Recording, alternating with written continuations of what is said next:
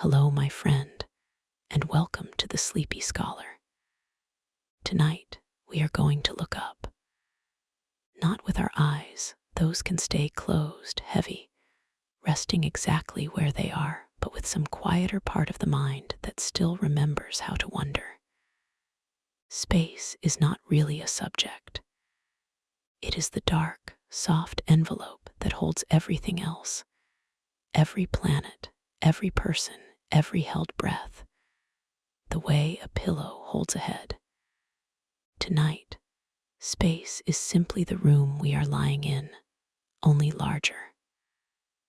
Much, much larger. You may have had a long day.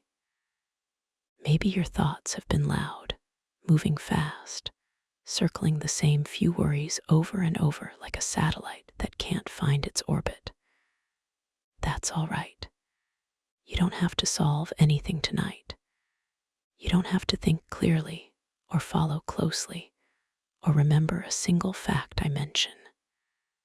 Some nights the mind doesn't want a lullaby. It wants something vast and quiet to rest against instead. Something a little more interesting than counting sheep. Tonight, that's exactly what we'll do.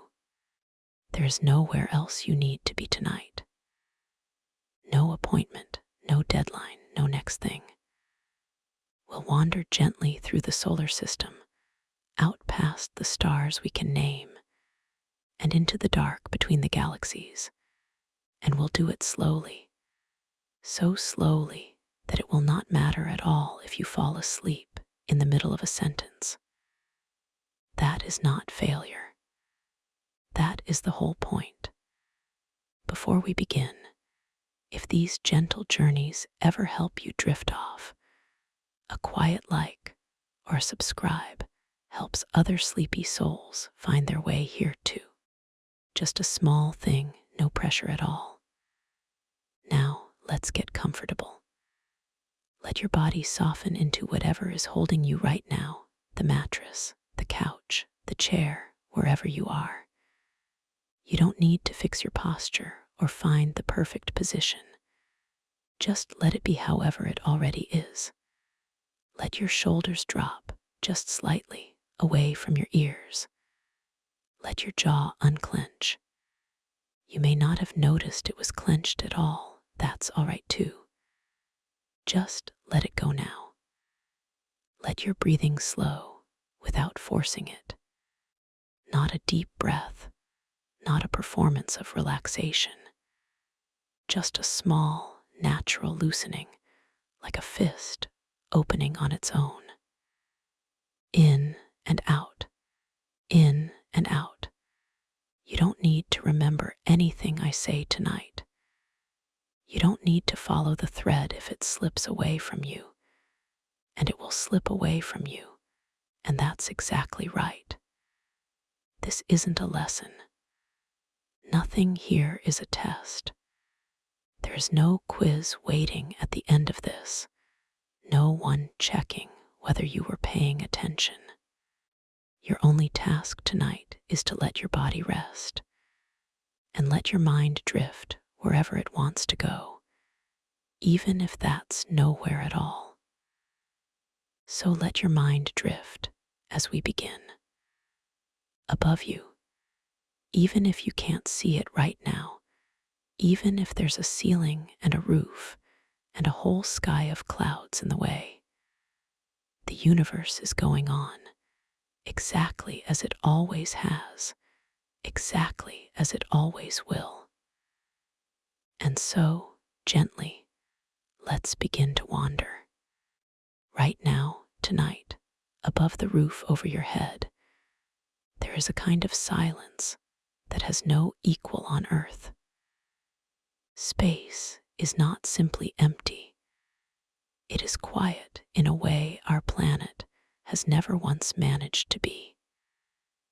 Every gust of wind you've ever heard, every rumble of distant traffic, every hum of a refrigerator in another room, all of that depends on air, on molecules bumping into each other closely enough to carry sound. Space has almost none of that. If you screamed in the vacuum beyond our atmosphere, no one beside you would hear a single note of it, because there is nothing there to carry the sound wave forward. This isn't a sad thought. It's closer to a comforting one. It means somewhere above your ceiling right now, there is a hush more complete than any silence you have ever experienced indoors. A soundless dark, patiently unfolding, exactly the way it has for longer than there have been ears to listen to it at all. Tonight, when the room finally settles and the house grows quiet, you are borrowing just a little bit of that same hush. Your own tiredness is asking for the same thing space has always offered so easily: a little less noise, a little more stillness. But that is only one small part of the story. Here's something gently strange. When you look up at a clear night sky, you are not really seeing the sky as it is right now. You are looking directly into the past. Light moves incredibly fast, faster than anything else we know of. But even light needs time to travel. And the distances between stars are so enormous that the light reaching your eyes tonight left its star years ago, sometimes thousands of years ago, sometimes far longer than that. Some of the stars you might glance at from a window are so far away that their light set out on its journey before your grandparents were born, before your country existed in its current form, sometimes before recorded history began at all. And a few of those lights, quietly twinkling as if nothing were wrong, may not even exist anymore. The star itself might have already faded or changed entirely, and we simply haven't received the news yet, because the news is still traveling. So the night sky is really a kind of gentle archive. It holds old light the way an attic holds old letters, patient, undisturbed, arriving exactly when it arrives, and not a moment sooner. When you look up, in a small way, you are reading letters that were mailed long before you were born, delivered right on time tonight, just for you to glance at for a moment before closing your eyes. There is something else worth resting on for a moment. Every piece of iron in your blood, the very thing that lets your body carry oxygen from your lungs to your fingertips, and everywhere in between, was not made on Earth. It was forged deep inside the heart of a star, in a place hotter and denser than anything our planet has ever produced. That star eventually died, likely in an enormous, silent explosion called a supernova, and it scattered the elements it had built across space like seeds thrown into a dark field. Some of those seeds eventually gathered together, pulled slowly by gravity, cooling and clumping over unimaginable spans of time, until they became rock, and then a planet, and then, eventually, patiently, became part of you. This means the iron quietly moving through your bloodstream right now is older than the Earth itself. It watched the birth of our solar system from the inside, before there even was a solar system to speak of. Tonight, some small, ancient part of a star that died long, long ago is resting quietly inside your chest, rising and falling gently with every breath you take. There is a kind of comfort tucked inside that. You are not separate from the vastness above you. You are made of it. A tired, breathing collection of old starlight, finally getting some rest. The moon, that pale shape so many of us have glanced at without a second thought, is drifting away from us. Very, very slowly, about as fast as your fingernails grow, just a few centimeters each year. But steadily, without pause, every single year of every single century. This happens because of the pull between Earth and Moon, a quiet gravitational tug-of-war that has been going on since they were both young. Long ago, the Moon sat much closer to Earth than it does now, and it likely appeared far larger in the sky, and it moved faster, circling us more quickly. Millions of years from now, it will sit farther away still, appearing just slightly smaller, moving just slightly slower across the sky. The days on Earth are lengthening too, ever so slightly, because of this same slow dance. A few extra seconds every 100,000 years, added quietly onto the length of a day. None of this needs remembering. Only this: even the moon, steady and familiar as it feels, is not standing still. It is drifting, patiently. The way a boat drifts from a dock, so slowly the rope seems taut, until one day, a very long time from now, it isn't. Tonight, though, it is exactly where it has always been for you. Familiar, pale, watching quietly, the way it always has. There is something else worth resting on for a moment. Saturn is circled by rings that, from a distance, look solid, a smooth, glowing halo wrapped neatly around the planet. But they are not solid at all. If you could somehow drift close enough to touch them, you would find they are made of countless small pieces: ice, dust, and rock, ranging from grains smaller than sand to chunks larger than a house, all orbiting together in a flat, wide band.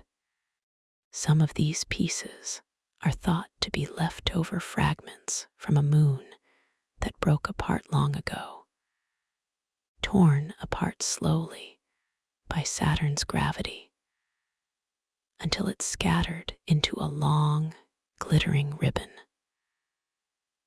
Others may be as old as the solar system itself, drifting debris that never quite became anything larger. And the rings are thin, remarkably thin for something so wide. If Saturn's rings were scaled down to the size of a dinner plate, their actual thickness would be thinner than a sheet of paper. A vast, glittering ribbon of ice, spinning quietly in the cold and the dark, thinner than anything you could hold between two fingers. It is a strange kind of elegance, something enormous, made of a trillion small, broken pieces, somehow moving together in perfect, patient order. But that is only one small part of the story.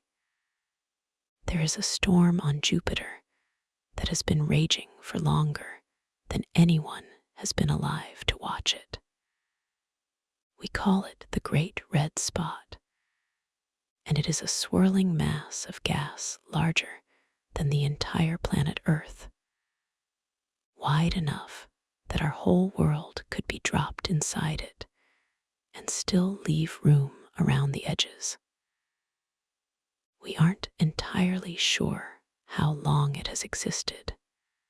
It was first noticed clearly through telescopes more than 300 years ago, and it may have been swirling long before that too, unnoticed by anyone. Storms on Jupiter don't behave the way storms do here. There's no solid ground to slow them down, no friction from mountains or oceans to wear them out. So this storm has simply kept turning, decade after decade, century after century, undisturbed. It has, in recent decades, been slowly shrinking.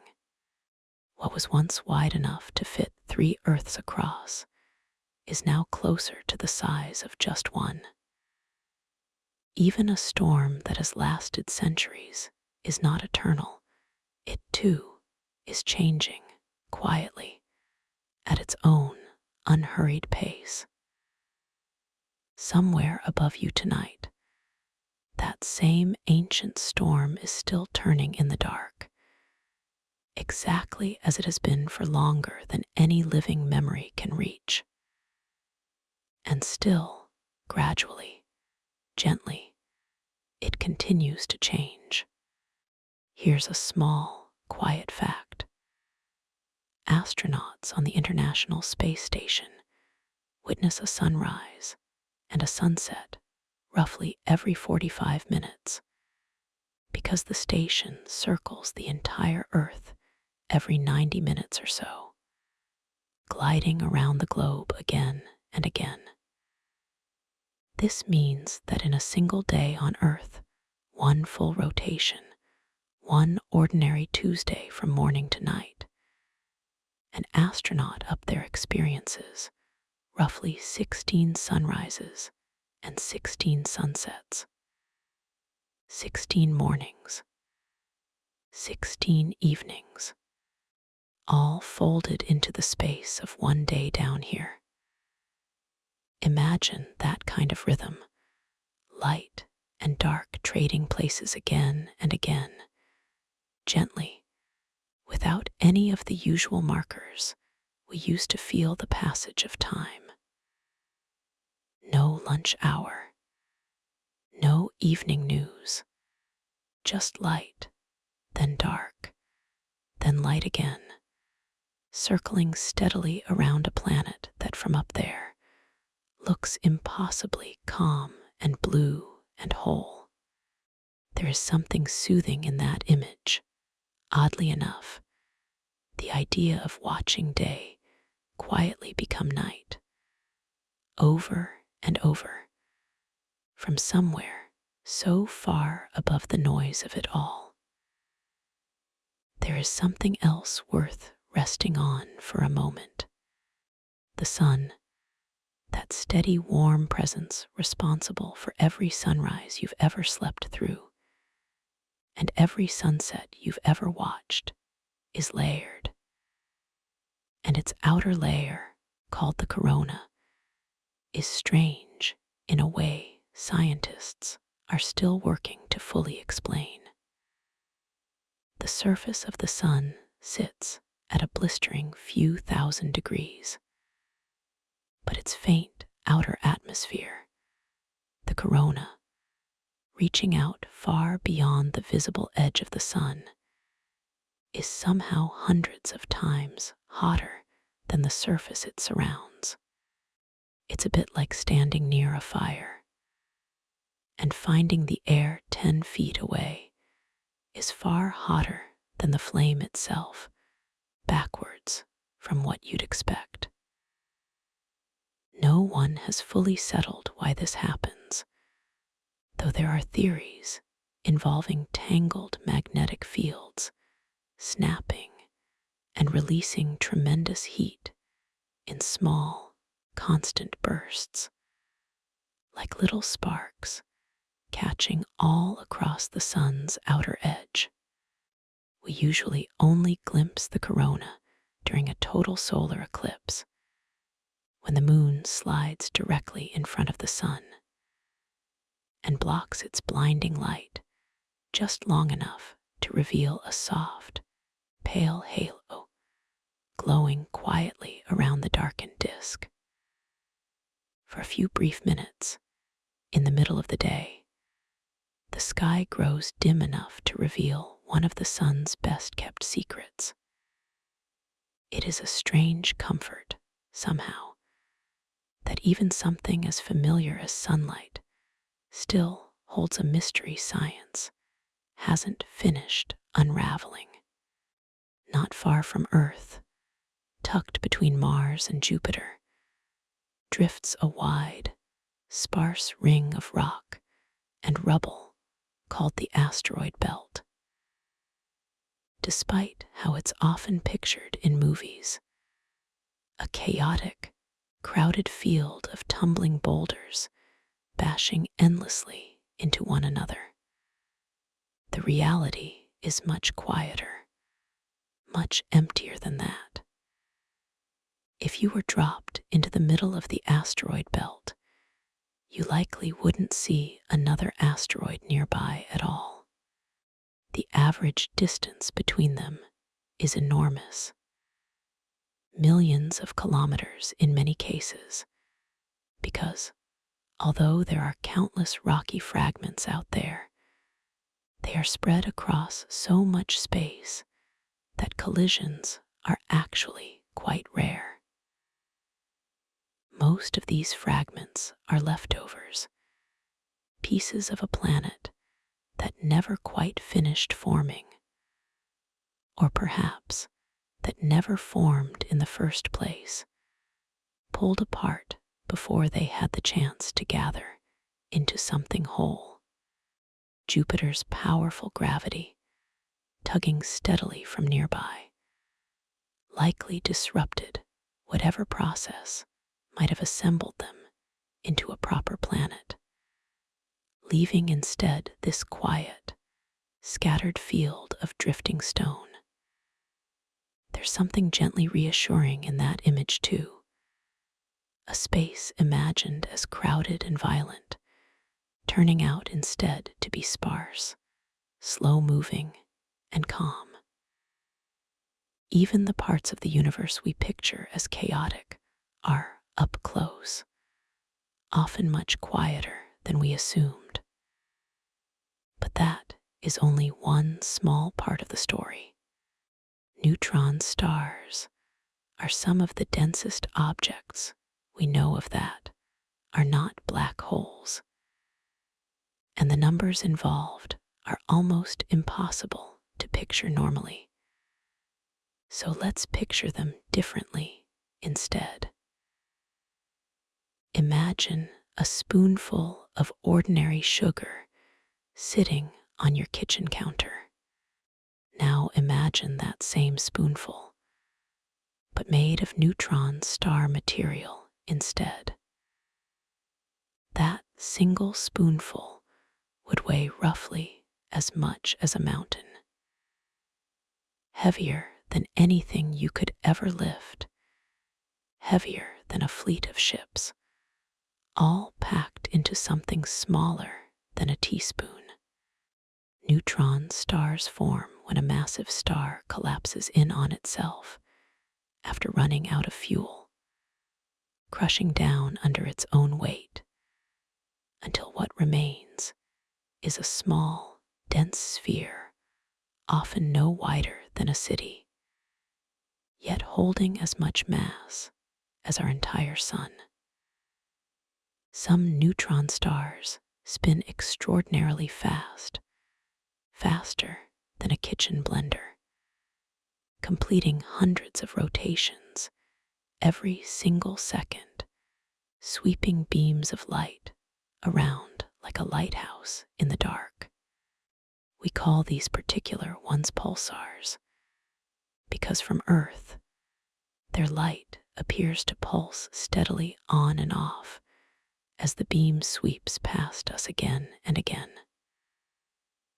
Somewhere out there tonight, a small, impossibly dense sphere is spinning hundreds of times each second, sweeping its quiet light around and around, utterly indifferent to how strange and enormous that sounds to us down here.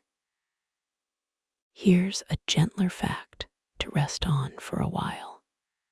Venus, our nearest planetary neighbor, rotates so slowly and in such an unusual direction that a single day there, one full spin on its axis, actually lasts longer than a full year there, meaning it takes Venus longer to turn once than it takes to circle the sun entirely.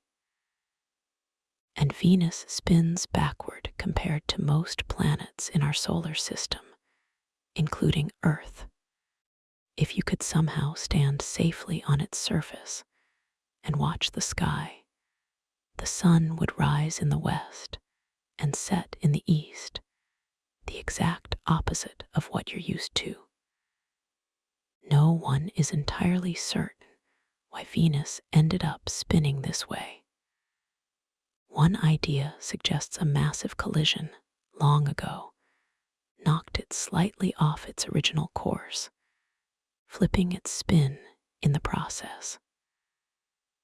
Another idea suggests its thick atmosphere, dragging against the surface over billions of years, gradually slowed and reversed its rotation. Either way, it's a quiet reminder that even the most basic rhythms we take for granted, day following night, sunrise in the east, are not universal rules.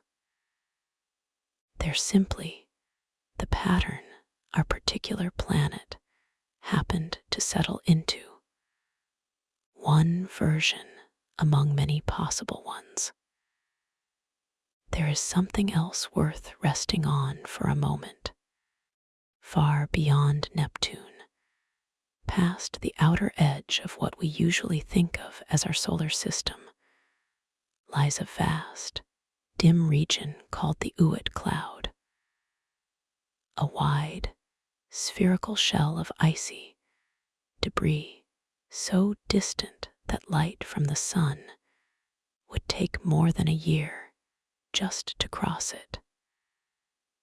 Nothing there moves quickly. Comets that occasionally swing into view from Earth are believed to originate in this cloud, dislodged ever so slightly from their slow orbit by a passing star or a gentle gravitational nudge, sent tumbling inward on a journey that can take thousands of years to complete. It's strange to think of the solar system this way, not as a small, tidy cluster of planets circling closely around the sun, but as something with wide, quiet, distant edges, sparsely populated by icy wanderers drifting so slowly that a single loop around the sun can outlast entire human civilizations. Somewhere out there right now, in that dim, distant shell, an old ball of ice is very slowly beginning a journey it will not complete for thousands of years. There is no rush anywhere out there. Everything simply drifts patiently toward wherever it is eventually going. Let's pause here just for a moment and rest on something closer to home instead. The footprints left on the moon by astronauts back when humans first walked its surface are very likely still there today, almost entirely undisturbed. This is because the moon has no wind, no rain, no weather of any kind to smooth them away. There is a thin layer of fine dust across its surface, and once a footprint presses into that dust, there's essentially nothing to erase it.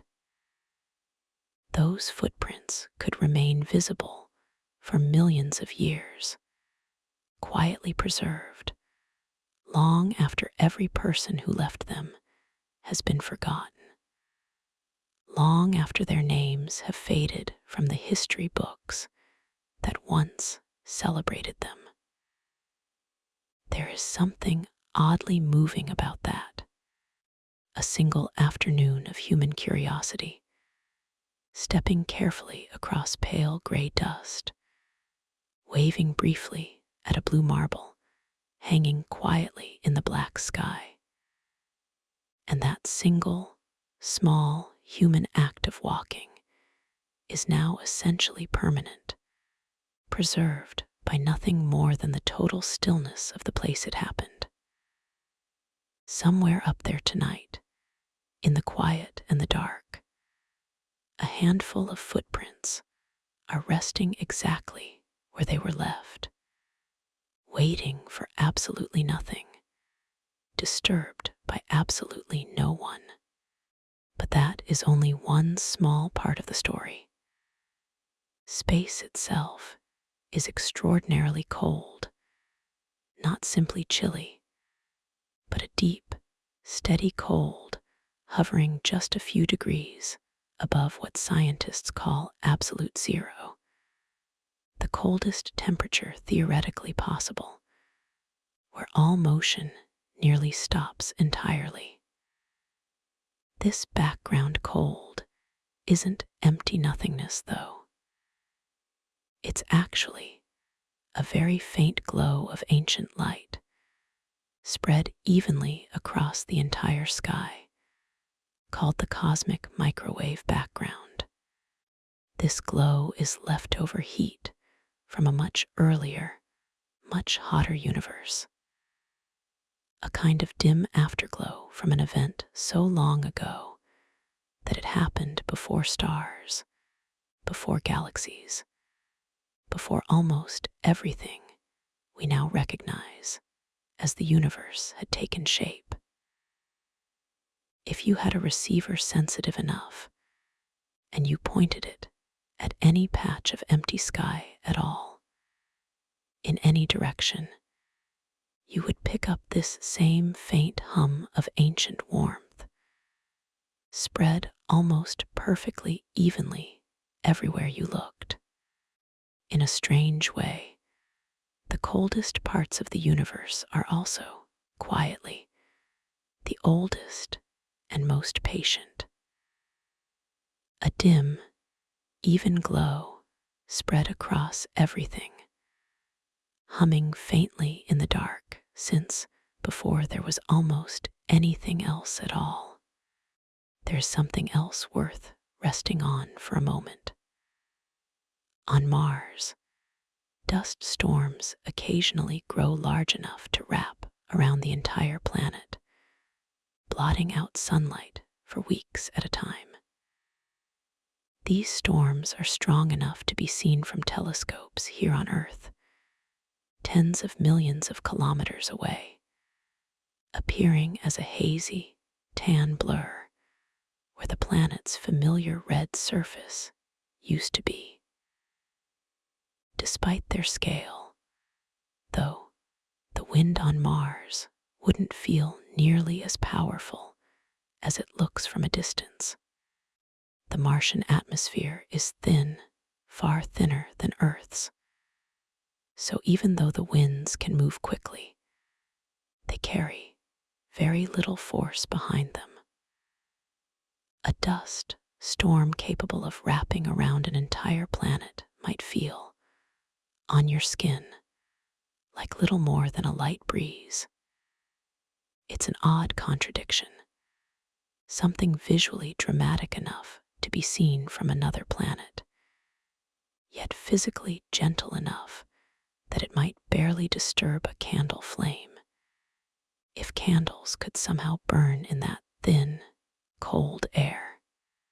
Space so often holds contradictions like this, vast in appearance, quiet in actual force.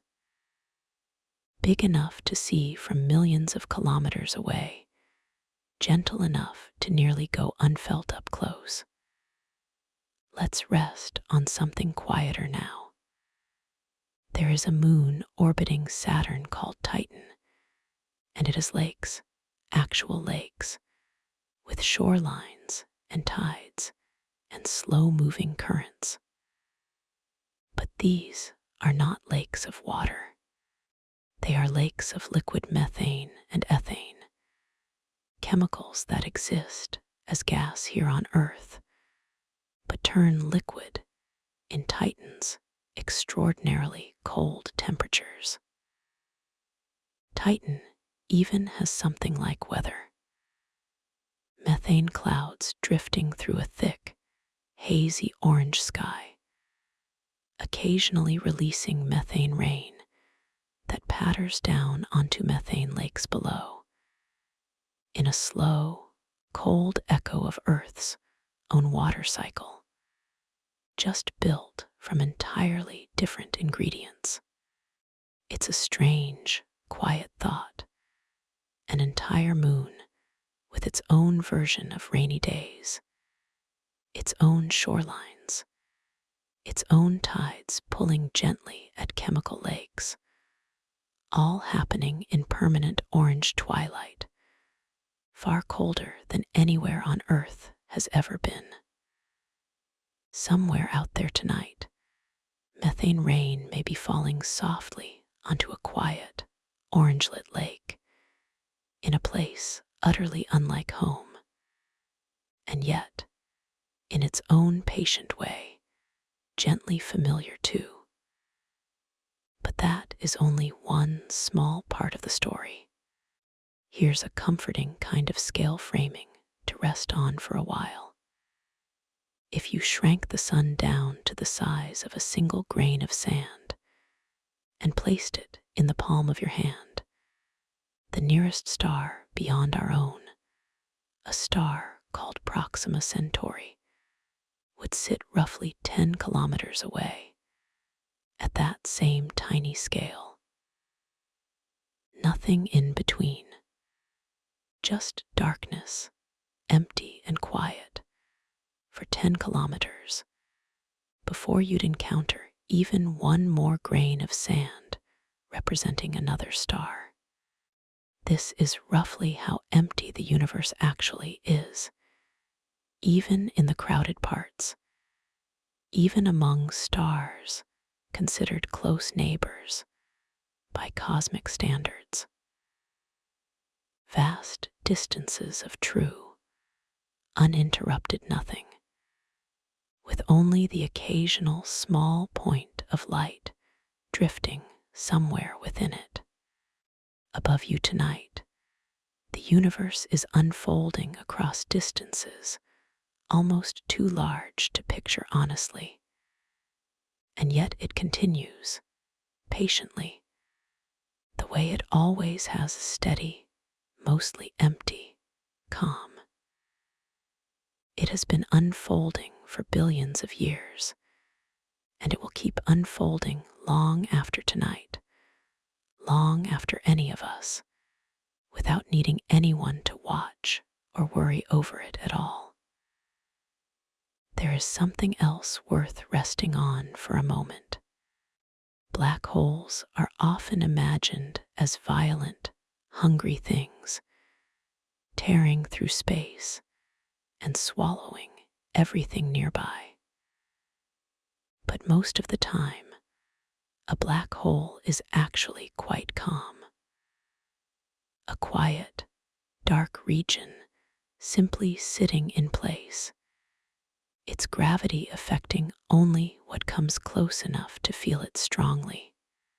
If our sun were somehow replaced by a black hole of exactly the same mass, which is not something that could actually happen, but is useful to imagine, the Earth would keep orbiting exactly as it does now, at exactly the same distance, on exactly the same path. It would simply grow very cold and very dark, since there would be no more sunlight, but the orbit itself would barely change at all. This surprises people because we tend to picture black holes as cosmic vacuum cleaners, actively reaching out to pull things in. In truth, their gravity works the same way any other object's gravity works. It simply depends on mass and distance, nothing more dramatic than that. A black hole is only frightening if you get close. From a safe distance, it behaves with the same quiet, steady patience as any other point of gravity in the dark. Even the most dramatic sounding objects in the universe, up close in the right sense, often turn out to be simply obeying the same slow, steady rules as everything else. Let's rest for a while on something a little gentler. Every second, the sun converts an almost unthinkable amount of matter into pure energy through a process happening deep in its core called nuclear fusion. And yet, despite burning through so much material every single second, the sun is so enormous that it has enough fuel to keep doing this for billions more years before it runs low. We are, roughly speaking, about halfway through the sun's total lifetime.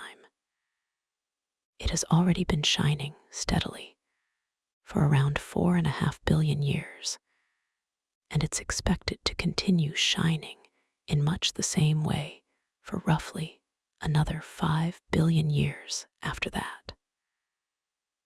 5 billion more years of quiet, steady light. 5 billion more years of sunrises and sunsets, warming oceans, growing things, waking people gently in the morning, the way it has every single day of every year that has ever passed. There's something soothing in a number that large, a reminder that whatever feels urgent tonight is happening inside a much larger, much slower, much steadier unfolding. One that has plenty more time left to continue exactly as it always has. There is something else worth resting on for a moment. Comets are sometimes called dirty snowballs, and that's a fairly accurate way to picture them. Loose mixtures of ice, dust, and rock, drifting quietly through space for most of their long orbits, invisible and unremarkable until they swing close enough to a star to change. As a comet nears the sun, the heat begins to warm its icy surface, releasing gas and dust into a glowing cloud around it, called a coma. Solar wind, a steady stream of particles flowing outward from the sun, pushes against this cloud, stretching it out behind the comet into the long, glowing tail we associate with comets streaking across the night sky. Interestingly, a comet's tail doesn't trail directly behind it the way a scarf trails behind someone running. Instead, it always points away from the sun, regardless of which direction the comet is actually traveling. So as a comet swings around the sun and begins heading back outward, its tail actually leads the way in front of it, rather than following behind. It's a small, quiet correction to something many of us pictured slightly wrong. A soft reminder that even familiar images in the sky often behave a little differently than expected once you look closely enough. Let's drift toward something else for a while. The largest known structure that scientists have mapped in the universe is a vast wall of galaxies stretched across an almost unthinkable distance, so enormous that light would need billions of years to travel from one end of it to the other.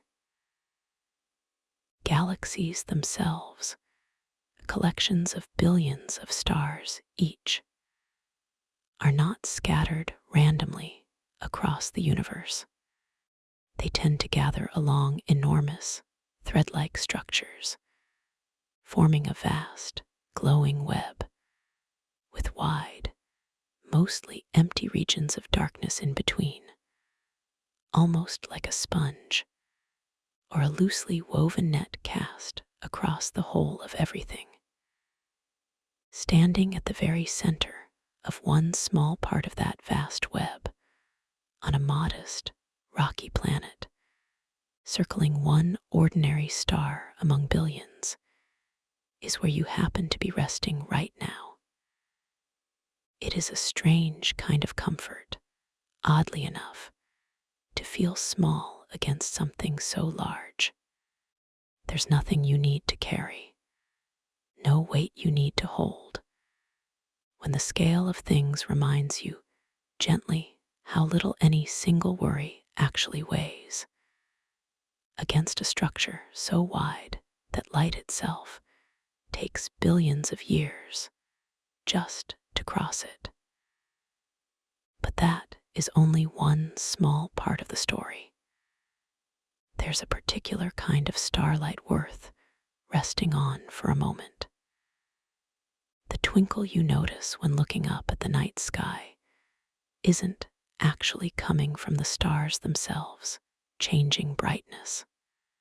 Stars, especially ones far away, are usually shining with a fairly steady light. The twinkle happens here, in our own atmosphere. As starlight passes down through many kilometers of moving air, warmer pockets, cooler pockets, shifting gently over one another, it gets bent slightly, over and over, in constantly changing ways. This bends the tiny points of starlight just enough to make them seem to flicker and dance, even though, out beyond our air, that same light is traveling in a perfectly steady, unbroken line. Astronauts, watching stars from above the atmosphere, don't see this twinkle at all. To them, the stars appear steady, calm, unmoving points of light, without any of the shimmer we associate with a clear night down here. In a small way, the twinkling we find so beautiful is really our own atmosphere gently reminding us it's there. A kind of soft, shimmering fingerprint left behind on ancient light passing through on its way to your eyes. Here's something to rest on quietly for a while. Jupiter's moon Europa is thought to hold a vast ocean of liquid water beneath its icy, cracked surface, possibly more liquid water than exists across the entire surface of Earth, hidden away under a thick shell of ice, kept liquid by heat generated deep inside the moon through gravitational stretching and squeezing from Jupiter's powerful pull. We haven't been able to look beneath that ice directly yet, though missions are being planned to try. Scientists are curious whether something might be living down there, in the dark, warm water beneath the frozen surface. Not because there's any confirmation of that, but because everywhere on Earth where liquid water exists, even in the deepest, darkest, coldest corners of our own oceans, some form of life has found a way to exist. It's a quiet kind of possibility to sit with an entire hidden ocean, sealed away under ice, drifting silently around a distant planet, keeping whatever secrets it holds entirely to itself for now. Somewhere out there tonight, beneath a thick shell of ice, a dark ocean may be moving gently in complete silence, entirely unaware of how curiously we wonder about it from so very far away. There is something else worth resting on for a moment. Voyager probes, launched by humans back in 1977, are still traveling outward through space right now, decades later, farther from Earth than any human-made object has ever traveled. They have already passed beyond the edge of our solar system's protective bubble, out into the space between stars.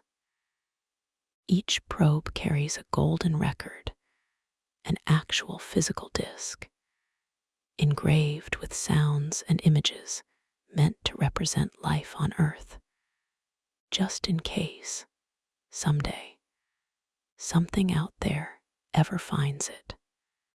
Whale songs, greetings in dozens of languages, music from different cultures and eras, quietly encoded onto metal, drifting outward forever.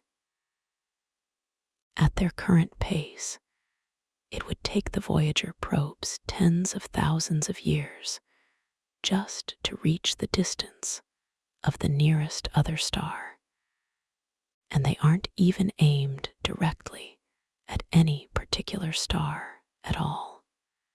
They will simply keep drifting, slowly, silently, through the dark, for longer than human history has existed so far, and likely for far longer than it will continue to exist after this.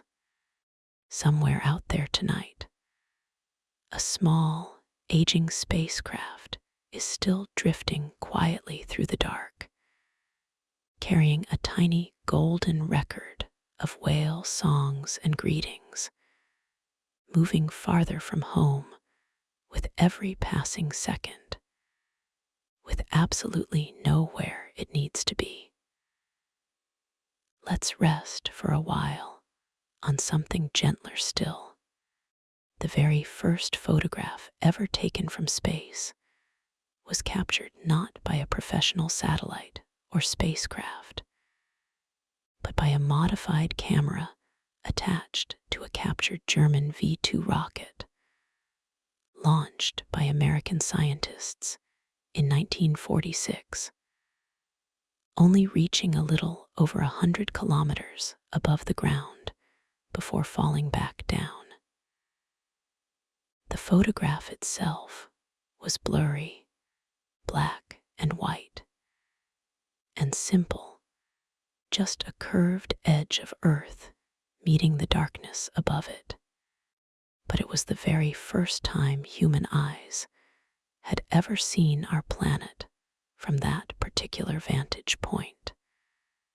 However faint and imperfect the image turned out to be.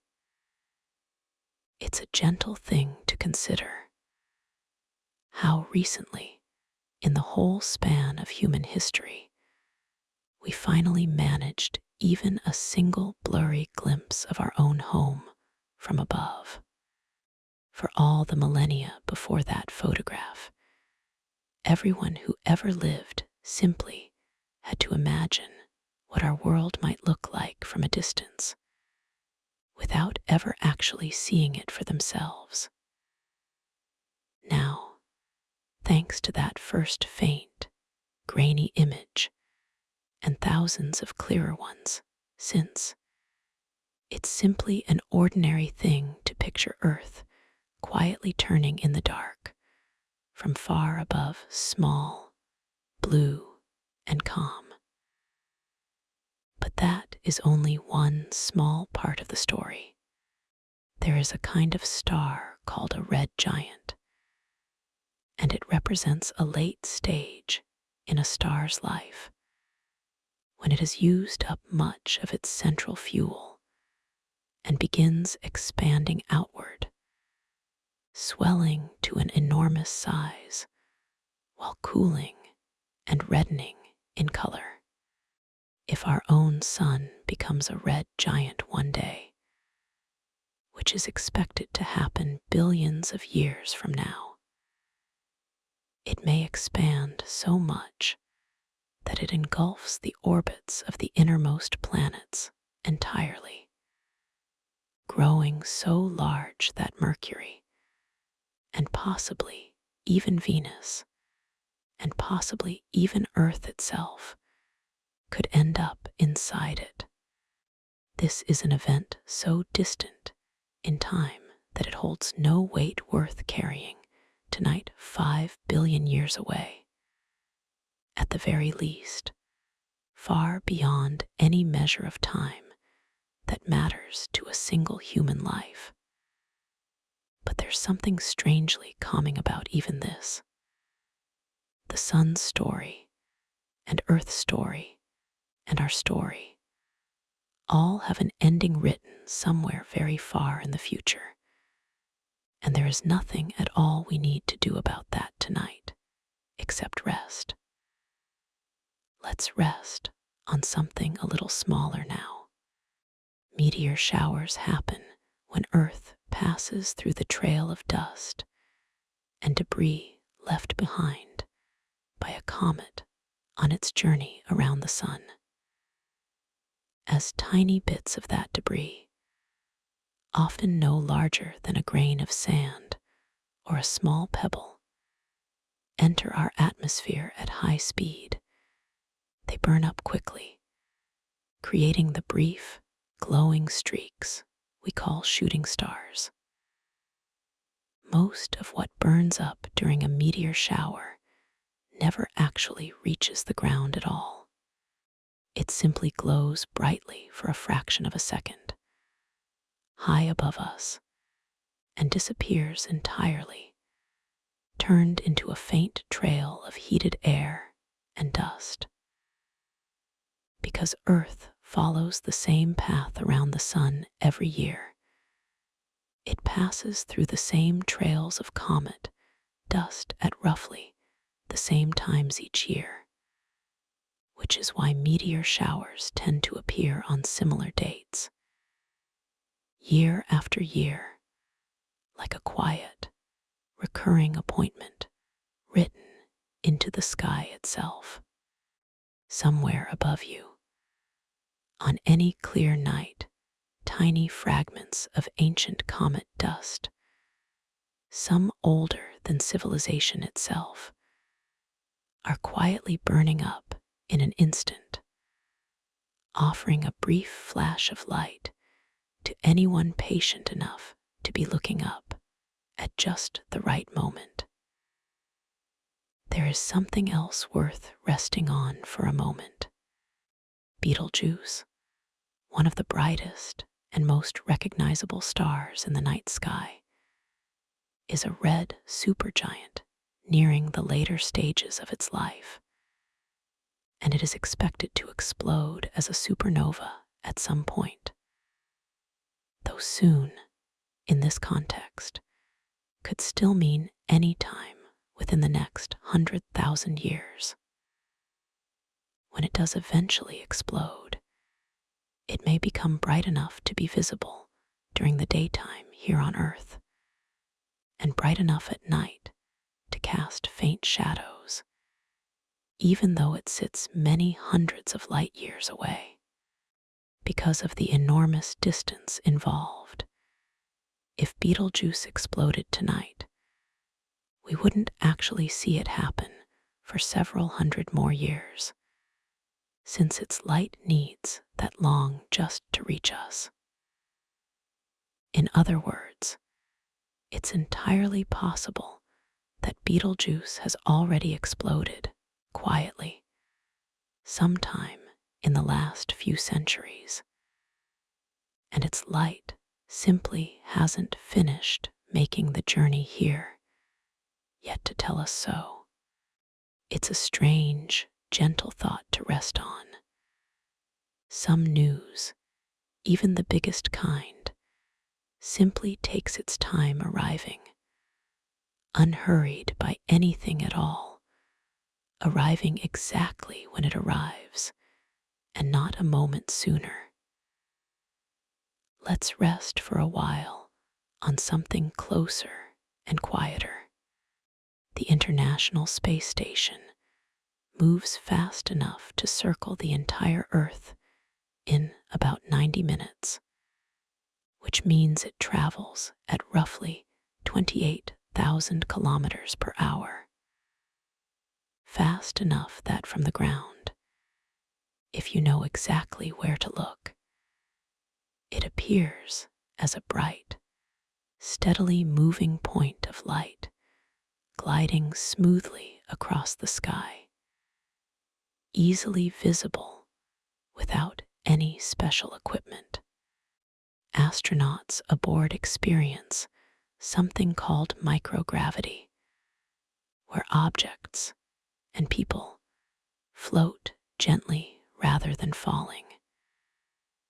Because they and the station are both continuously falling around the Earth together in a graceful, endless orbit that never quite lands. Sleeping up there looks different too, without the usual pull of gravity settling everything downward.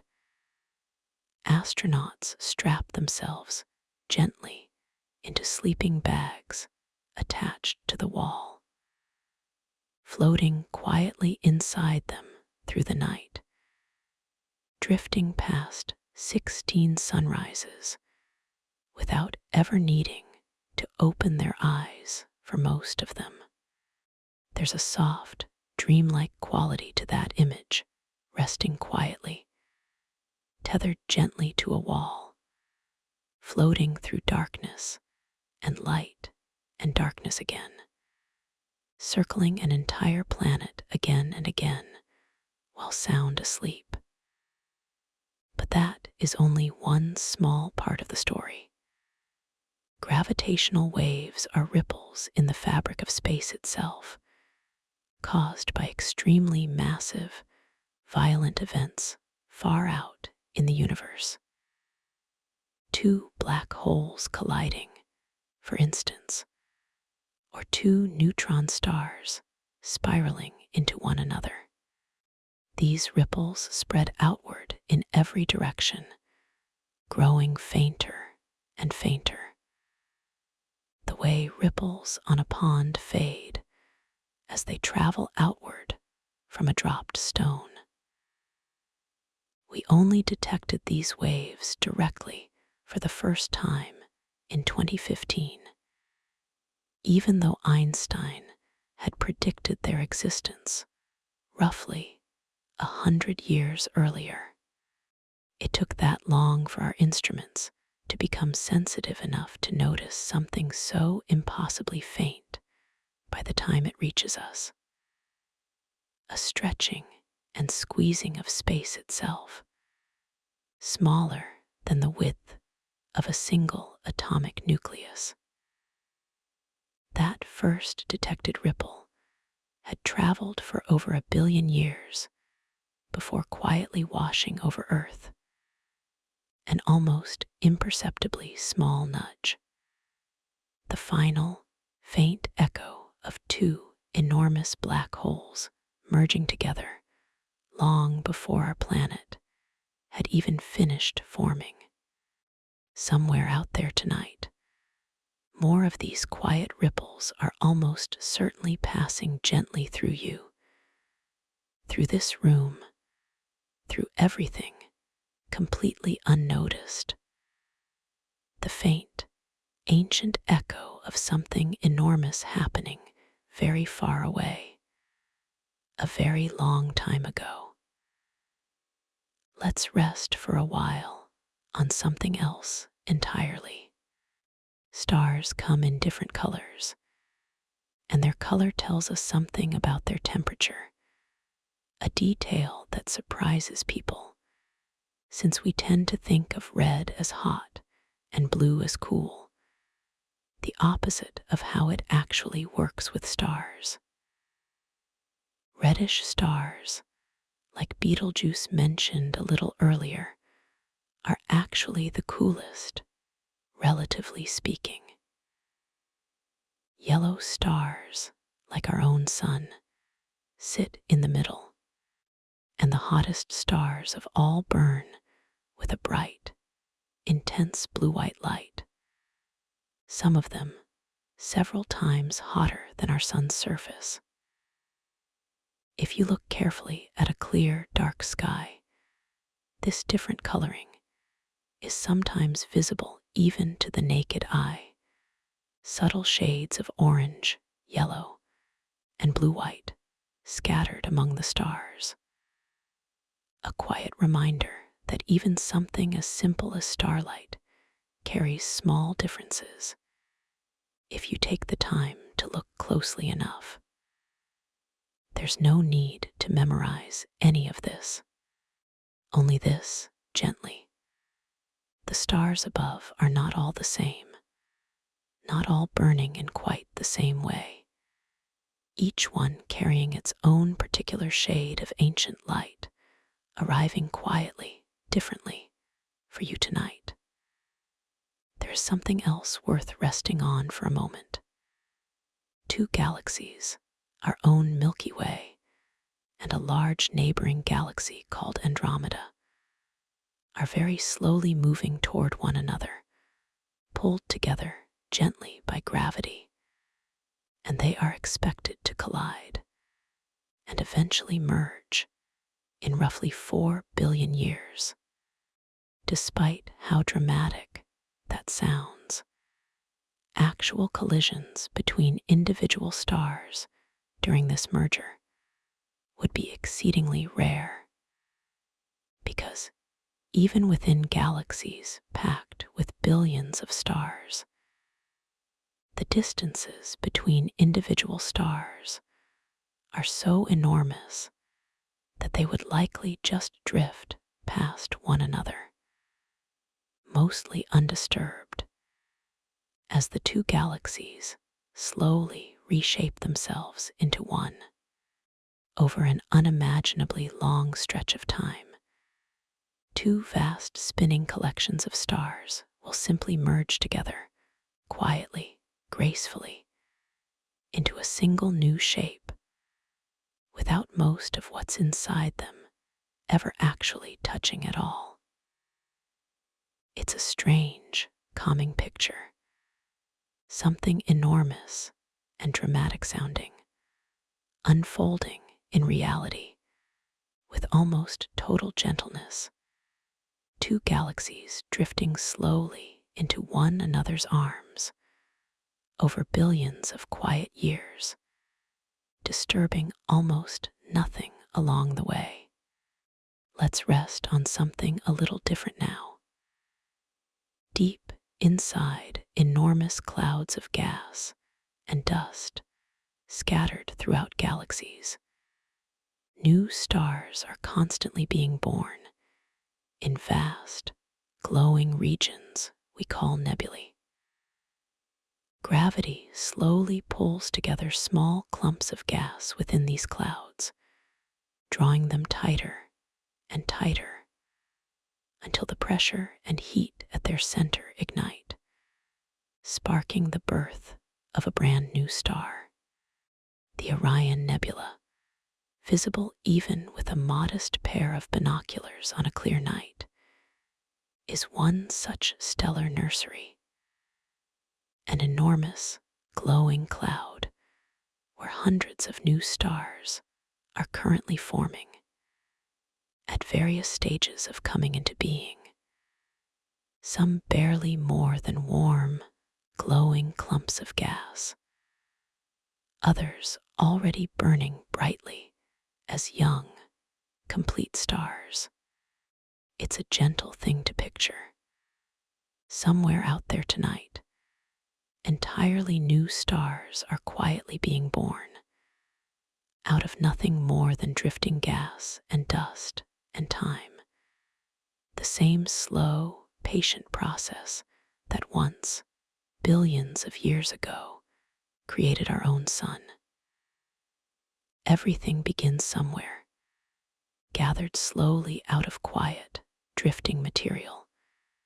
Given enough time, enough patience, enough gravity gently pulling everything a little closer together. But that is only one small part of the story.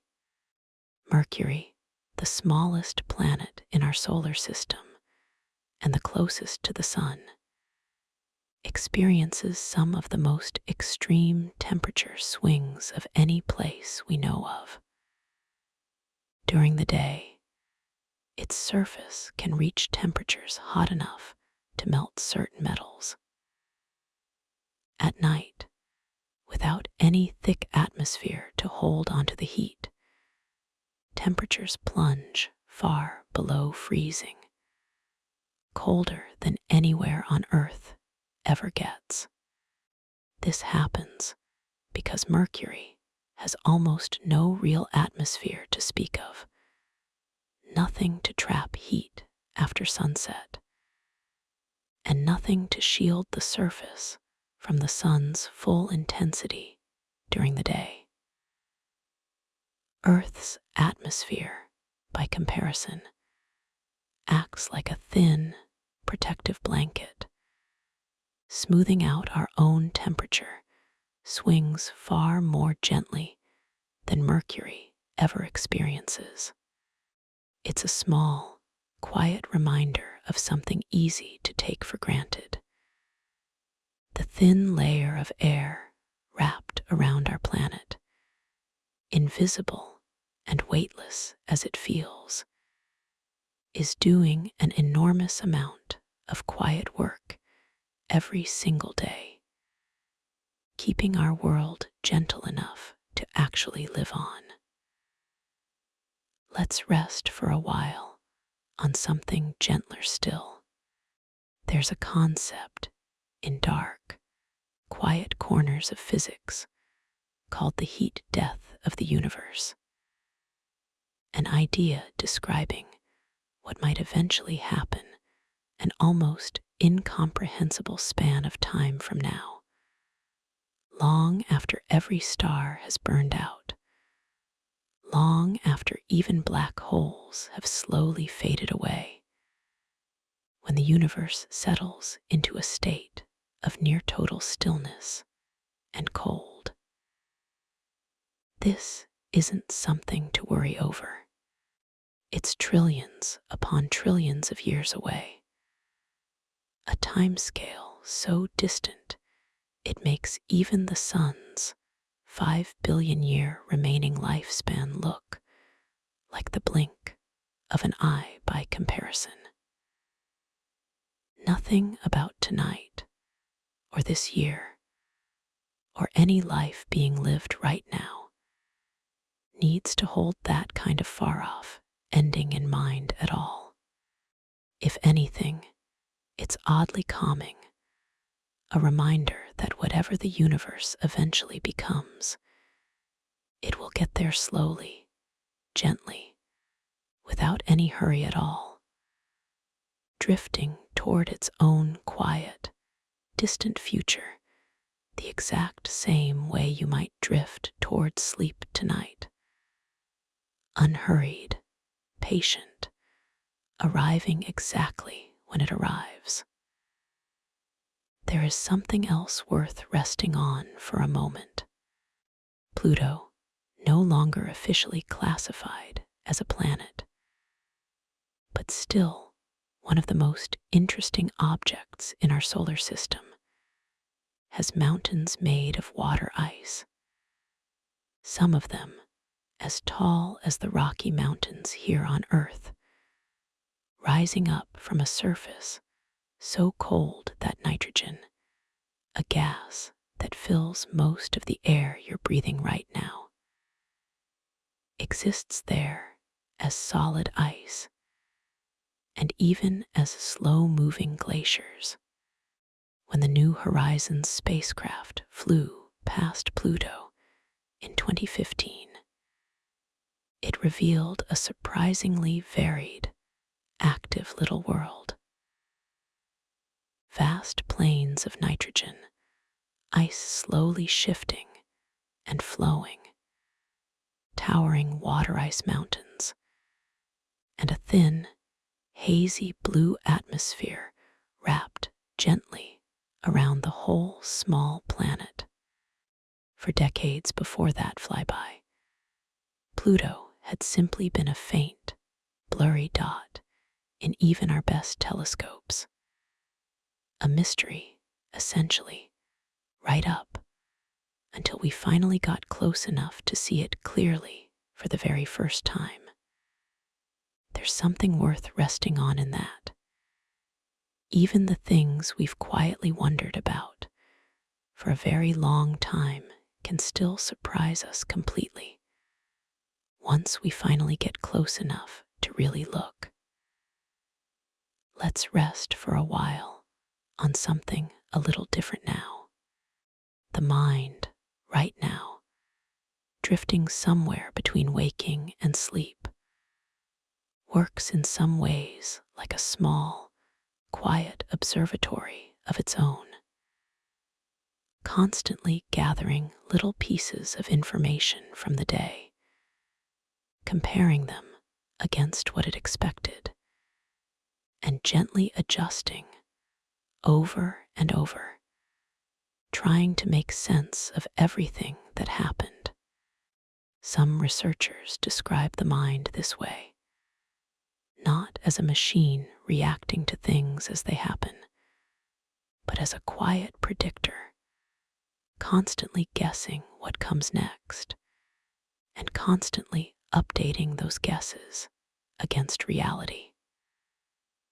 All that mental noise many of us feel at night, replaying conversations, running through tomorrow's plans, is simply this same quiet process, still gently working, even once the day is over.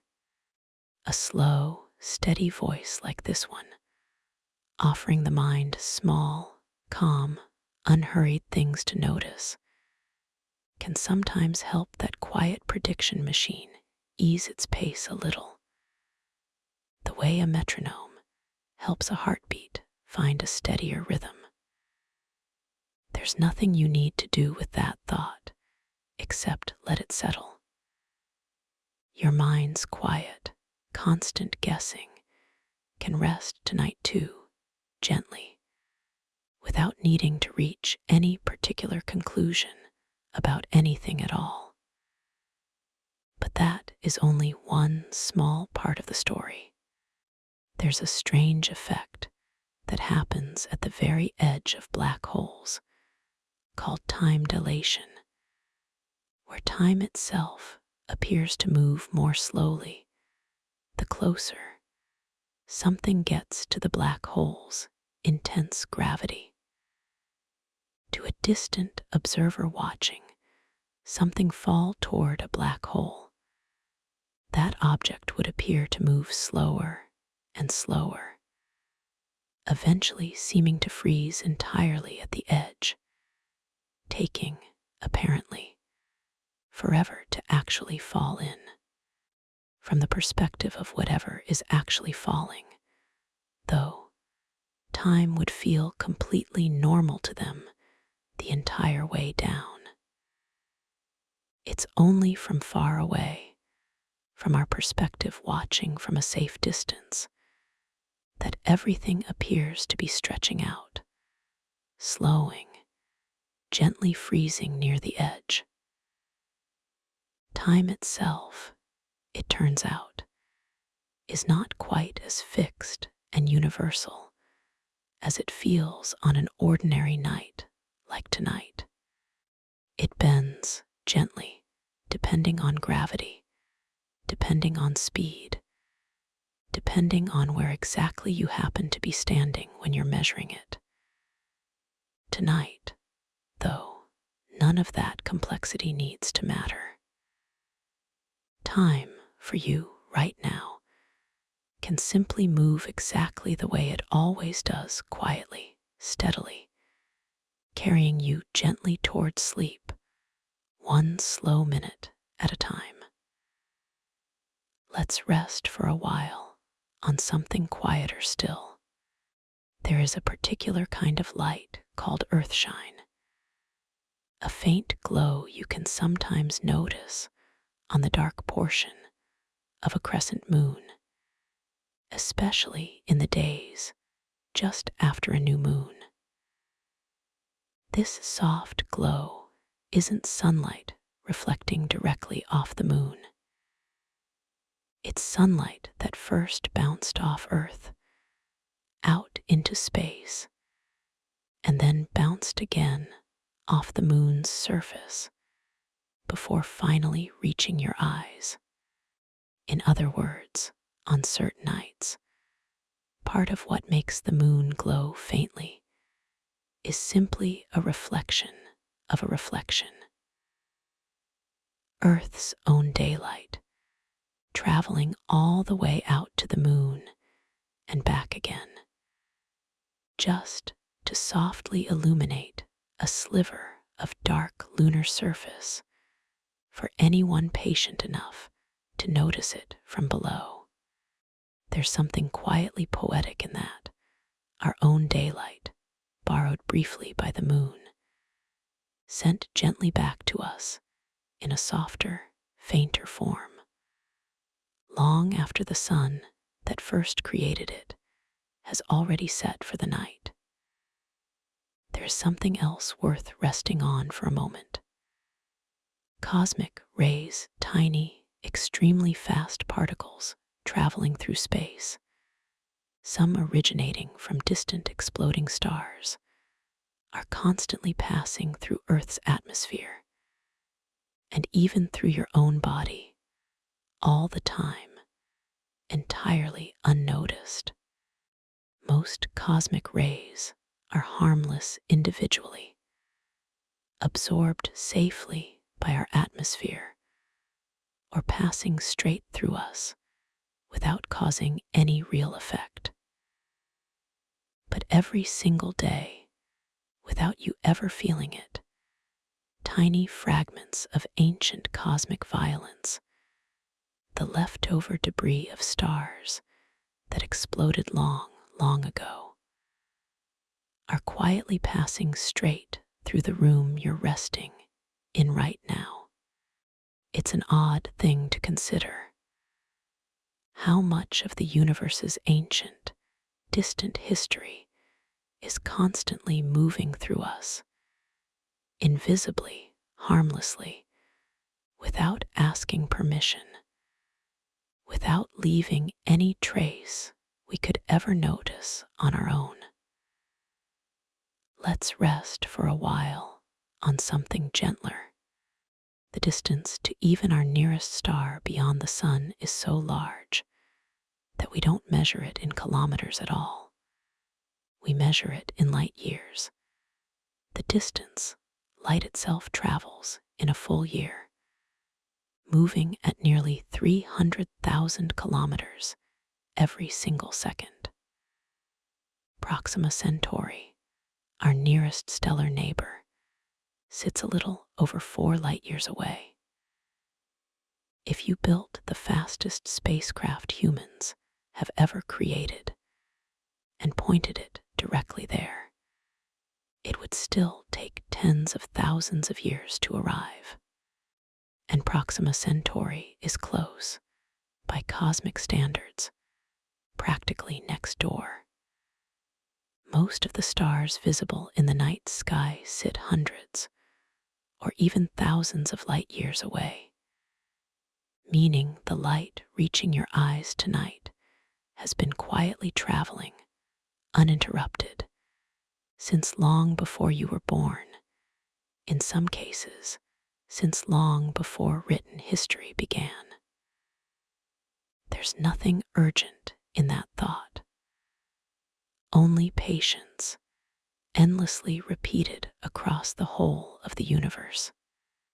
Light traveling quietly for thousands of years, arriving exactly on schedule, for no other reason than to be glanced at once by someone finally closing their eyes for the night. But that is only one small part of the story. Dark matter is one of the more curious mysteries scientists have spent decades quietly working to understand. We can't see it directly, and we don't fully know what it's made of, but we can tell it's there because of the gentle gravitational pull it exerts on everything around it, bending the paths of galaxies, holding them together in ways they otherwise couldn't manage on their own. It's thought to make up a large portion of everything in the universe, far more, by mass, than all the visible stars and planets and galaxies combined. And yet it remains, for now, quietly invisible, detectable only by its gentle influence on everything nearby, never directly seen.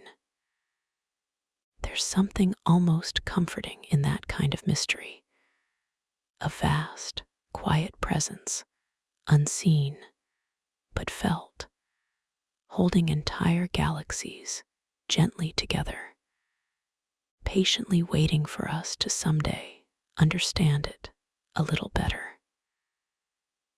Let's rest for a while on something a little different. The very first stars to ever form in the universe were likely enormous, far larger and brighter than most stars that exist today, burning through their fuel quickly and dying in massive explosions relatively soon after they were born. By cosmic standards, these early stars are thought to have created many of the heavier elements that didn't exist right after the universe began: carbon, oxygen, iron, and more, scattering them outward through their explosive deaths, seeding the universe with the raw materials that would eventually go on to form planets and oceans, and eventually, much later, quiet, tired bodies resting in soft beds at the end of long days. Every heavier element around you tonight, in some very real sense, owes its existence to those first enormous, ancient stars, burning bright and brief, scattering themselves generously across the dark, so that billions of years later, something like you could exist at all. There is something else worth resting on for a moment. A day on Earth is not exactly 24 hours long. It's very slightly longer than that, and it's very slowly getting longer still, by a tiny, tiny fraction of a second every single year, mostly because of that same gentle gravitational tug from the moon mentioned earlier tonight. Long, long ago, hundreds of millions of years back, a full day on Earth was significantly shorter, something closer to 22 or 23 hours, meaning the sun rose and set more quickly, and a full year contained noticeably more days than it does now. It's such a small, gradual shift that no single lifetime could ever notice it happening. But it's happening all the same, quietly, patiently, added on in tiny fractions, every single year, for as long as the Earth and Moon continue their same slow, gentle dance together. Tonight, though, whatever length this particular day happened to be, it's nearly over now. And that's really all that matters right now, this evening, simply that it's nearly over and rest is close. Let's rest for a while longer on something quieter still. Auroras, those shifting curtains of green, pink, and violet light, sometimes visible near Earth's poles, happen when charged particles from the sun collide with gases high in our atmosphere, exciting them just enough to glow softly in these long, drifting ribbons of color. The sun is constantly releasing a steady stream of these particles, called solar wind, and Earth's magnetic field gently redirects most of it around our planet, protecting us from its full force. But some particles slip in near the poles, following the curve of that magnetic field downward, colliding gently with the upper atmosphere, and producing that soft, otherworldly glow. Without Earth's magnetic field quietly doing this work, every single day, our atmosphere would likely be gradually stripped away by the sun's particles entirely, the way it happened long ago to a planet like Mars.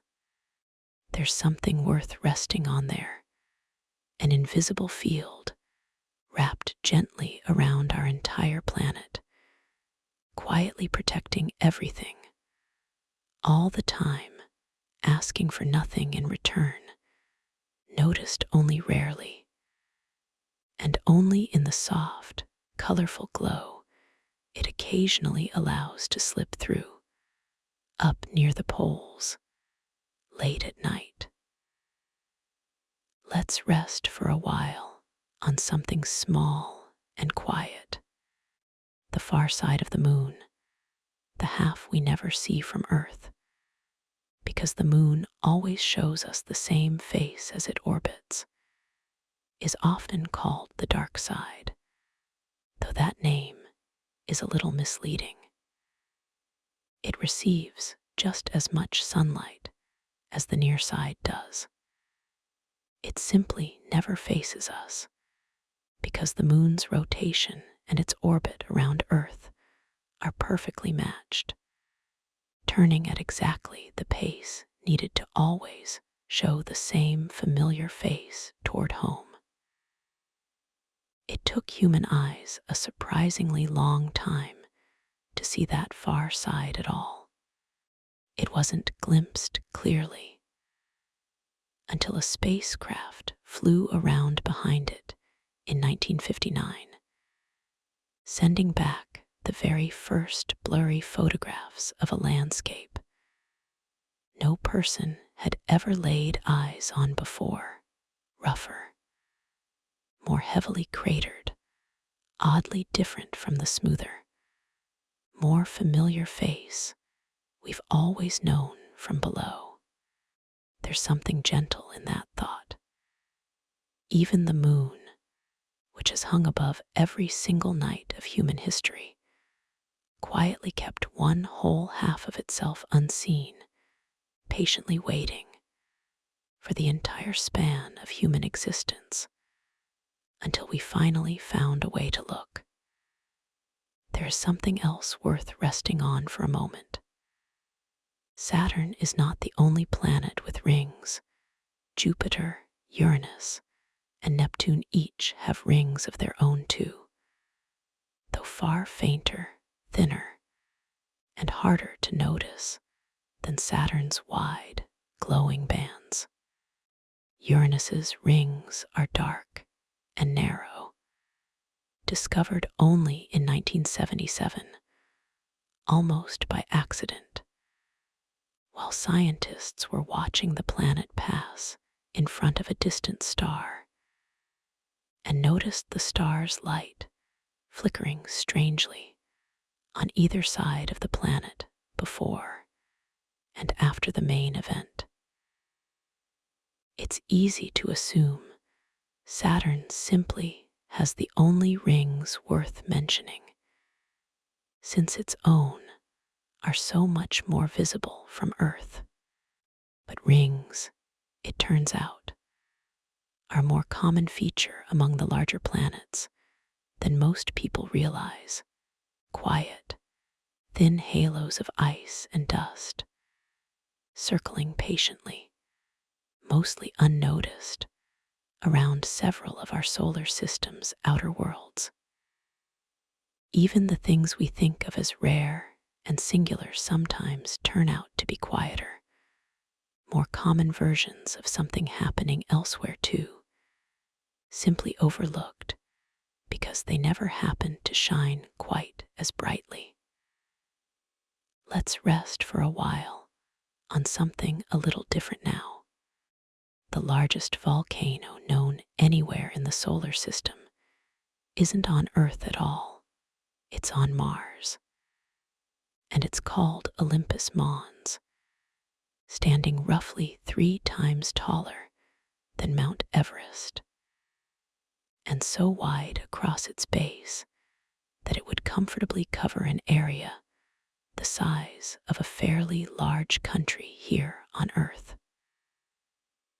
Part of the reason it grew so enormous is that Mars, unlike Earth, doesn't have shifting tectonic plates constantly moving its surface around. Here on Earth, a volcano sitting above a particular hot spot in the mantle eventually gets carried away from that hot spot as the plate beneath it slowly shifts, limiting how large any single volcano can grow.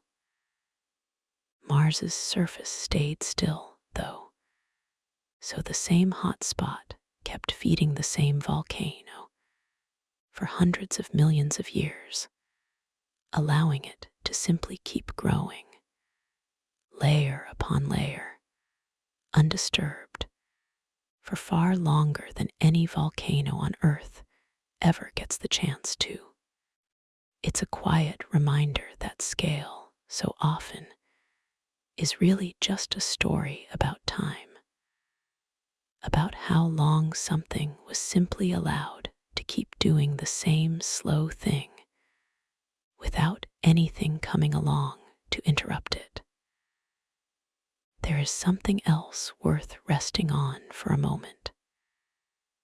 Deep space is not actually a perfect vacuum, though it comes remarkably close.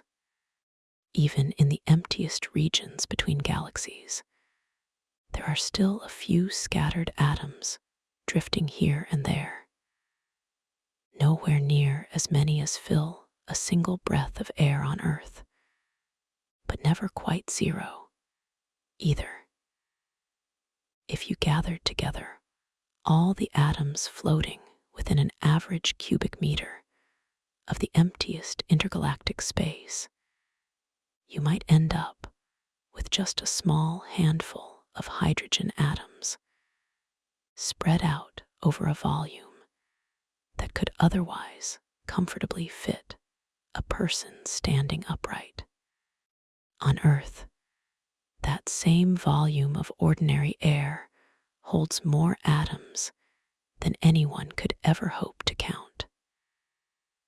So even the parts of the universe we describe as completely empty are technically not quite empty at all, just startlingly close to it, holding on to the faintest, thinnest whisper of something, rather than truly nothing. Let's rest for a while on something gentler. There's a particular kind of eclipse, called an annular eclipse, that happens when the moon passes directly in front of the sun, but happens to be a little farther from Earth in its orbit at that moment, making it appear slightly smaller in the sky than usual. Because of this, the moon doesn't quite cover the sun completely, leaving a thin, glowing ring of sunlight visible around its dark edge, like a bright halo traced carefully around a dark circle. This happens because the moon's orbit around Earth isn't a perfect circle. It's slightly oval-shaped, meaning its distance from us actually changes a little throughout each orbit, sometimes appearing a touch larger in the sky, sometimes a touch smaller, depending on exactly where it happens to be along that path. It's a small, quiet detail easy to overlook. Even something as familiar and steady as the moon's orbit has its own gentle variation built into it, a soft, repeating rhythm of slightly nearer, then slightly farther, over and over, month after month, for as long as the Earth and moon continue circling each other. There is something else worth resting on for a moment. Ancient astronomers, working long before telescopes existed, still managed to track the movements of planets, predict eclipses, and build remarkably accurate calendars, simply by watching the sky patiently, night after night, for years and sometimes generations, carefully recording what they saw. Some ancient structures, built thousands of years ago, appear to have been carefully aligned with specific astronomical events. The rising sun on the longest day of the year, for instance, or the particular position of certain stars at certain times of year. Entire communities, working without any of our modern tools, spent generations quietly building an understanding of the sky's patient rhythms, passing that understanding down carefully from one generation to the next. There's something moving in that thought. Long before anyone fully understood what stars actually were made of, or how far away they sat, people were already watching them closely enough to notice their steady, reliable patterns, and to build their entire sense of time and season around that quiet, dependable rhythm overhead. Let's rest for a while on something quieter still. A total solar eclipse is only possible because of an extraordinary coincidence. The sun happens to be about 400 times wider than the moon, but it also happens to sit roughly 400 times farther away from Earth. Because of this near-perfect balance, the moon appears to be almost exactly the same size as the sun when viewed from Earth's surface, allowing it to block the sun's light almost perfectly during an eclipse. This is, as far as we know, a coincidence. No deeper reason ties these two ratios together so closely. It simply happens to be true, for now, on this particular planet, at this particular point in time. And because the moon is very slowly drifting farther away, as mentioned earlier tonight, this perfect balance won't last forever. Hundreds of millions of years from now, the moon will have drifted far enough that it will no longer appear large enough to fully cover the sun, and total solar eclipses, as we know them, will quietly stop happening altogether. We happen to exist during the particular window of time when this rare coincidence is still true.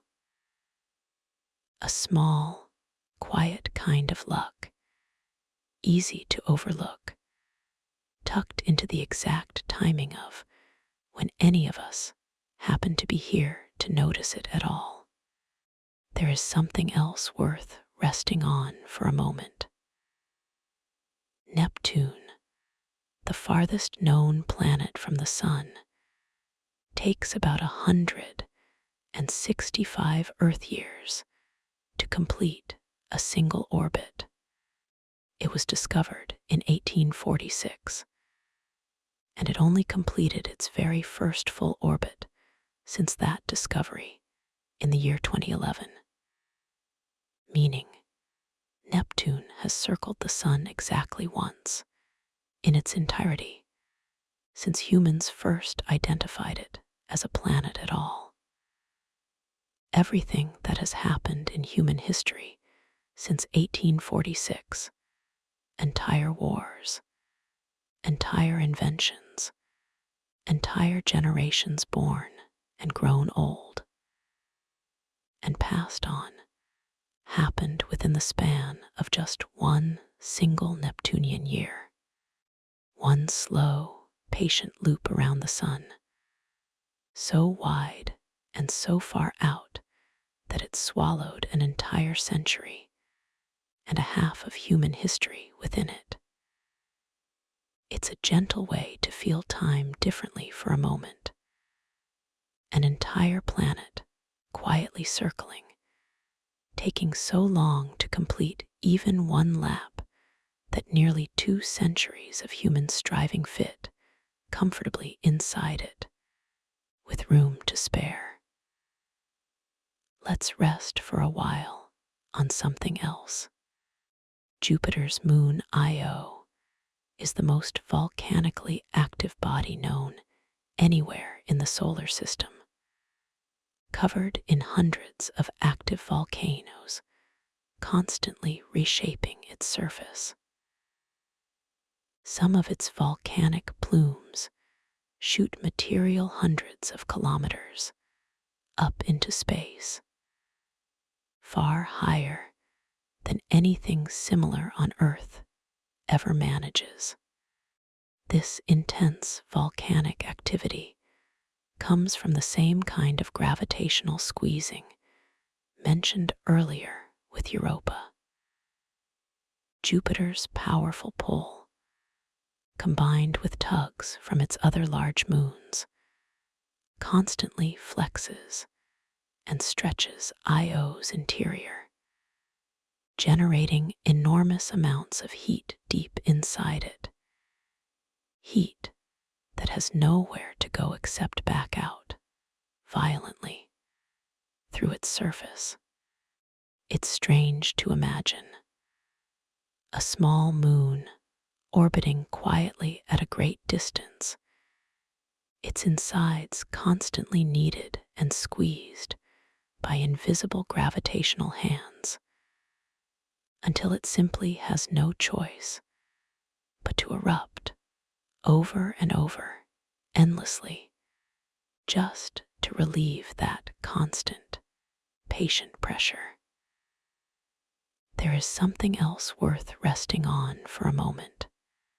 The gaps of true darkness between stars in the night sky are not simply empty backdrop. Many of them are filled with enormous, cold clouds of gas and dust, so dark and so dense that they actually block the light of stars behind them, appearing to our eyes as quiet patches of deeper black woven among the brighter points of starlight. One such dark patch, easily visible from parts of the southern sky, is sometimes called the coal sack, a dense, dark nebula that appears almost like a hole cut into the glowing band of the Milky Way, simply because it's blocking the light of countless stars that would otherwise shine through from behind it.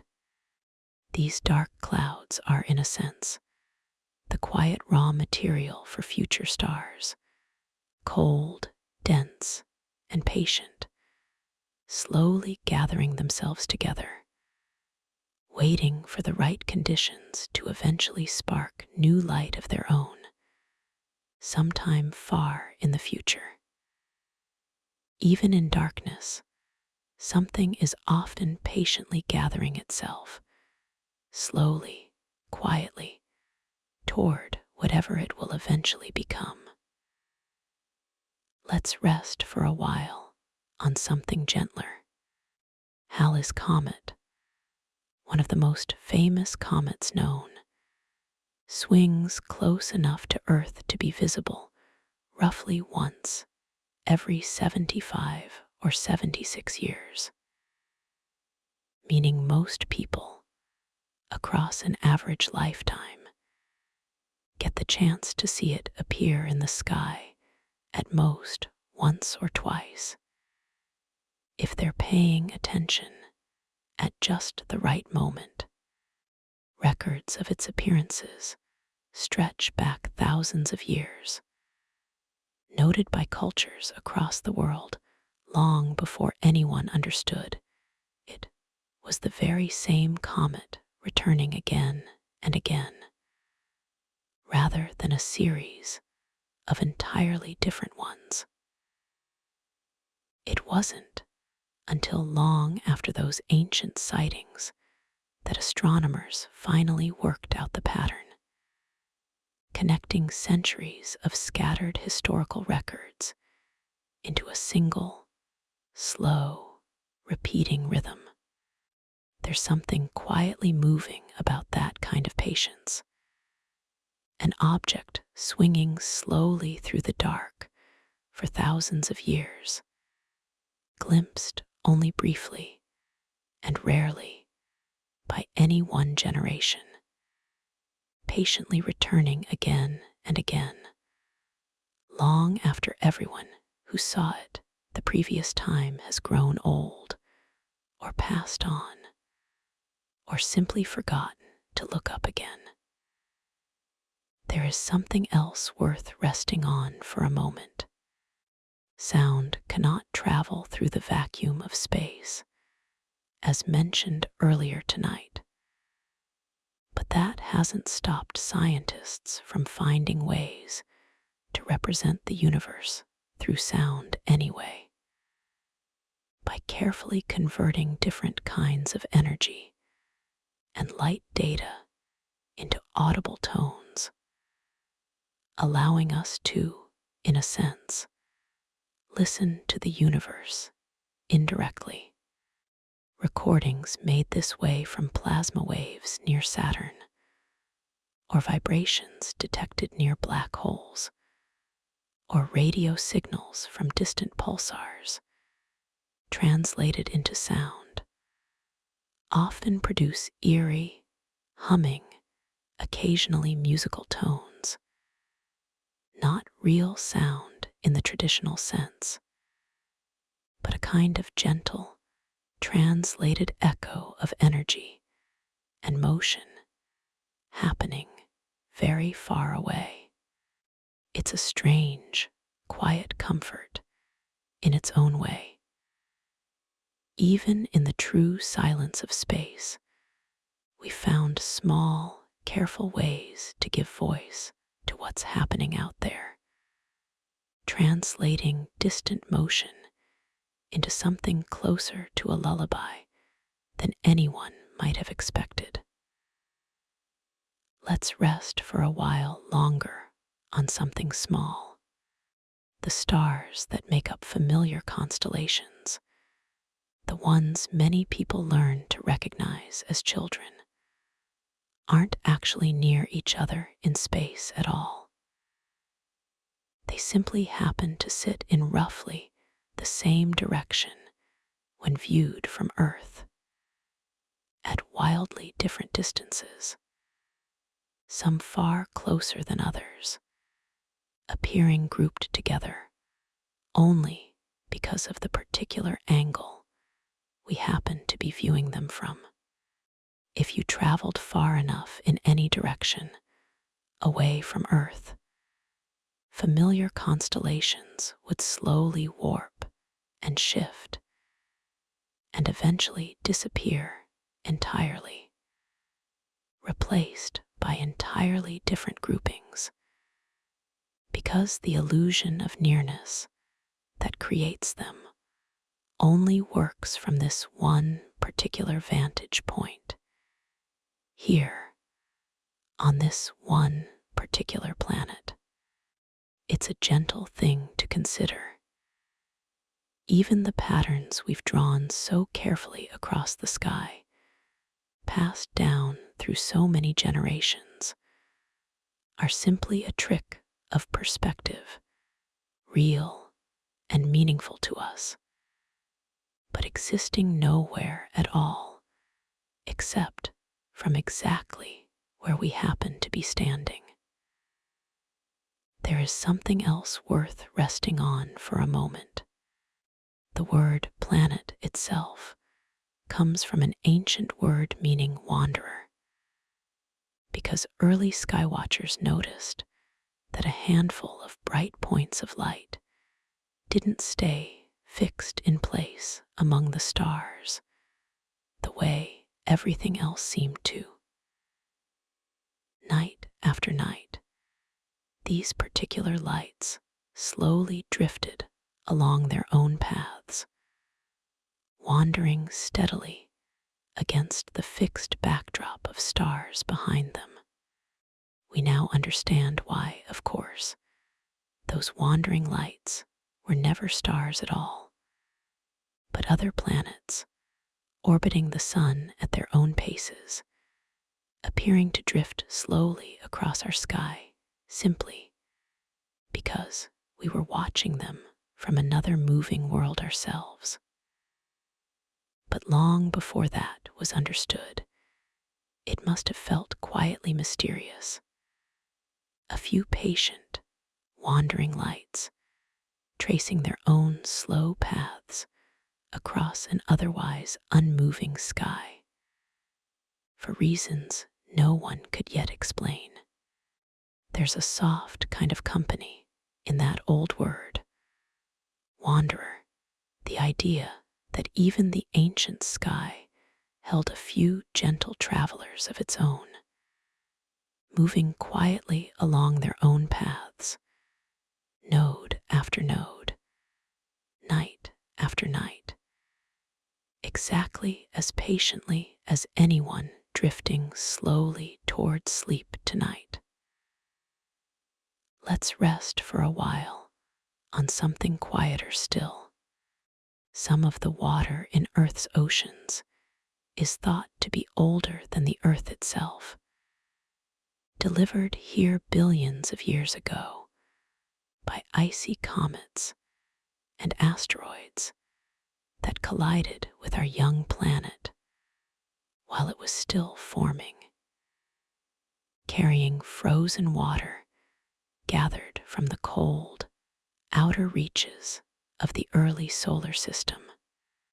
This means that some small fraction of the water molecules moving gently through clouds, through rivers, through the ocean, and yes, quietly through your own body tonight, may have first formed in the cold dark long before Earth existed as a planet at all, drifting patiently through space until, eventually, it found its way here and stayed.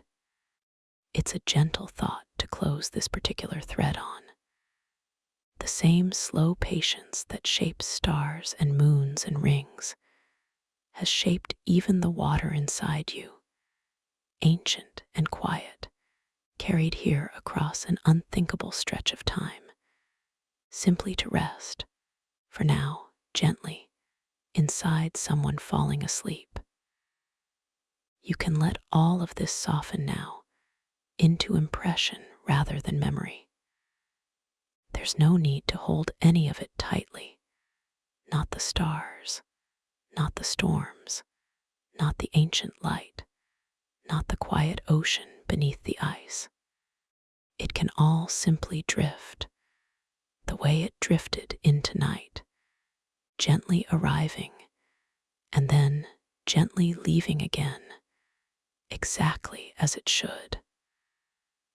Let your breathing slow a little further now. Let your body settle a little deeper into wherever it's resting. There's nothing left to do, nothing left to follow, nowhere left to be. The day is loosening its grip now, slowly, the way it always does eventually, every single night. Above you, right now, whether you can see it or not, the universe continues exactly as it always has, patient, vast, unhurried, entirely unconcerned with anything except its own slow, steady unfolding. It has been turning quietly for billions of years, long before tonight, and it will keep turning quietly for billions more, long after. It does not need you to stay awake for any of it. It will still be there, exactly the same, whenever you happen to open your eyes again. Your body already knows how to rest. Sleep well, and good night.